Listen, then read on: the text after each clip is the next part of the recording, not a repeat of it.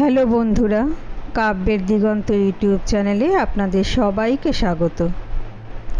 আজ আমি আপনাদের শোনাব আমার স্বরচিত একটি সুন্দর কাব্যকথা।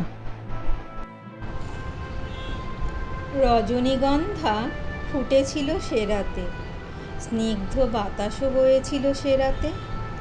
পাখিদের কলতানে ভরেছিল চারিদিক, স্নিগ্ধ জোছনায় চারিদিক ঝিকমিক।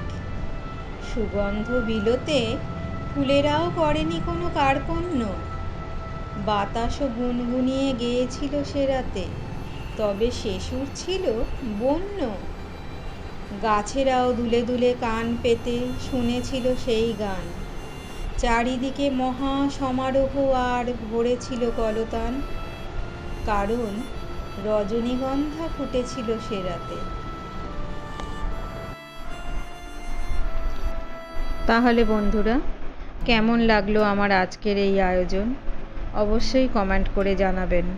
আশা রাখবো আমার চ্যানেলটিকে সাবস্ক্রাইব করে অল নোটিফিকেশনটি অন করে রাখবেন আমার পরবর্তী ভিডিওগুলি সবার আগে পাওয়ার জন্য।